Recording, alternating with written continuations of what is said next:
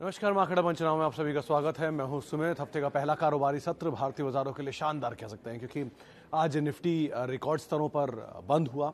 18,000 का लेवल पार हुआ। 27 सत्रों बाद ये लेवल देखने को मिला, 17,000 से 18,000 का। 11 से 12% के आसपास का move mid cap small cap में इस दौरान देखने को मिला, और एक शानदार तेजी रही पीएसयू कंपनीज में। इसके अलावा बैंक्स के अंदर जहां 4% के आसपास का मूव था, एनर्जी कंपनीज में, साथ ही साथ मीडिया कंपनीज में 40% के आसपास मूव। फ्रंट लाइन में आप टाटा मोटर्स जैसी कंपनीज को देखिए, जहां पे एक जोरदार तेजी बनते हुए दिखाई पड़ी 17 से 18 के बीच में।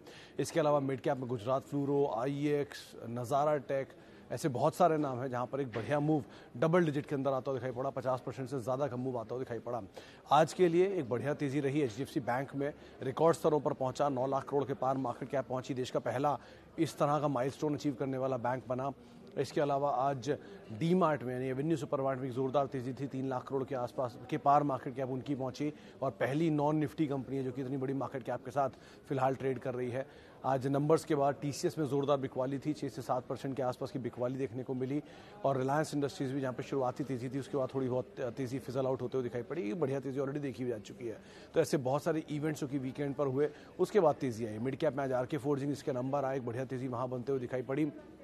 इसके अलावा सारेगामा अच्छे नंबर्स के बाद अपर सर्किट लगता हुआ दिखाई पड़ा। इस स्टॉक में भी आईनियोस में अच्छी तेजी थी आज बोर्ड मीटिंग से पहले, या फिर भंसाली में अच्छी तेजी थी जो इनके नंबर्स उससे ठीक पहले।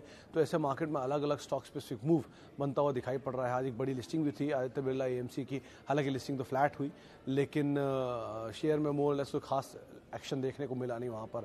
तो ओवरऑल एक सत्र अच्छा था, और अच्छे सत्र में बहुत सारे ऐसे एफएनडो के शेयर थे जो कि तेजी में थे।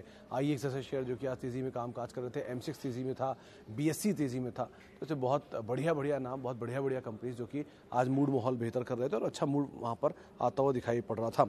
एक एक करके अब इंडिविजुअली स्टॉक सेक्टर्स की अगर बात की जाए तो ज़्यादातर सभी सेक्टर्स में तेजी थी, लेकिन आज जो लीड करने वाले सेक्टर्स थे उनमें सबसे ज़्यादा जो उछाल बनता हुआ दिखाई पड़ रहा था, वो दिखाई पड़ रहा था आज आपको एक्सचेंजेस के अंदर, बैंक्स के अंदर, पीएसयूज के अंदर, जहां पर बढ़िया तेजी थी।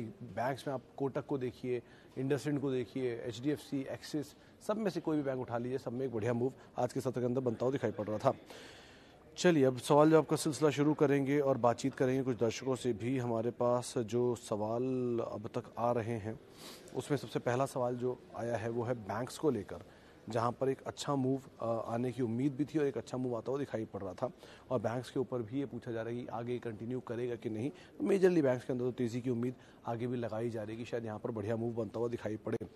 इसके अलावा कुछ और सवालों में जो नाम मेरे पास आ रहे हैं, माफ़ कीजिएगा, शायद मैं सवाल देख नहीं पा रहा हूँ पूरी तरह से, तो इसलिए मैं उसके लिए एक माफ़ी चाहूँगा कि मेरे पास मेजरली सवाल है नहीं जिनके ऊपर मैं चर्चा कर पाऊँ।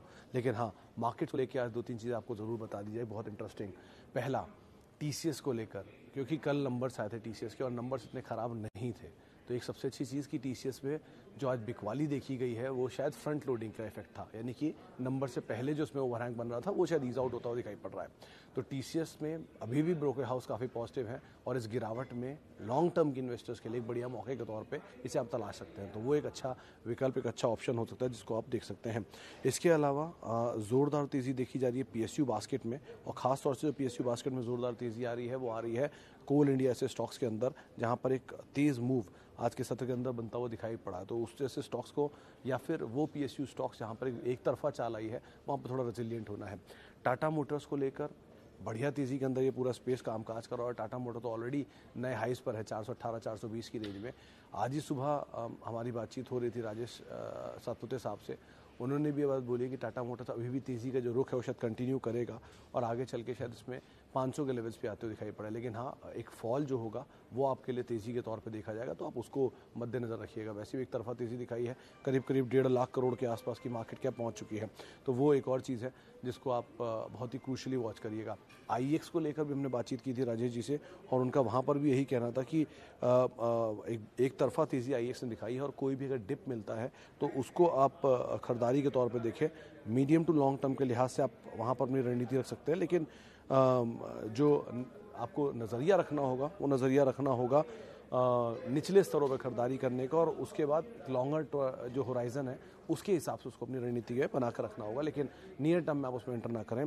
सेम M6 को लेकर भी उन्होंने ये बात की कि M6 में भी आप किसी भी डिक्लाइन में खरीदारी करेंगे। ऑलरेडी 2000 के ऊपर वो ट्रेड कर रहा है और वहाँ पर भी नए हाइज बनते हुए दिखाई पड़ रहे हैं। तो एक बड़ी तेज़ी के बाद थोड़ा सा ईज आउट होने की ज़रूरत है और उसके बाद जो है आप यहाँ पर अपनी रणनीति बना के रख सकते हैं। साथ ही साथ BSE ये एक और ऐसा नाम है जो कि उन्होंने बतौर एक्सचेंज के चुना था, क्योंकि 3 कंपनियां बतौर एक्सचेंज के लिस्टेड हैं और तीनों में एक बढ़िया तेज़ी आज के सत्र में देखने को मिल रही थी। तो बेटर यही कि आपको कहीं नीचे के अगर स्तर मिले तो आप उसमें खरीदारी करके चल सकते हैं, लेकिन आउटराइटली भी यहाँ पर निवेश करने की राय उनकी तरफ से नहीं आई है। चलिए फिलहाल मैं आज फेसबुक लाइव को यहीं समेटूंगा, क्योंकि आज मेरे पास सवाल है नहीं और कुछ टेक्निकल इशू हो रहे हैं, लेकिन हाँ आप मेरे साथ कल जुड़ सकते हैं इसी समय पर, जहां आप मेरे साथ सवाल पूछ सकते हैं। फिलहाल माफ़ी आज के लिए, लेकिन आप मेरे साथ जुड़ सकते हैं @सुमित रिसर्च मेरा ट्विटर हैंडल है। नमस्कार।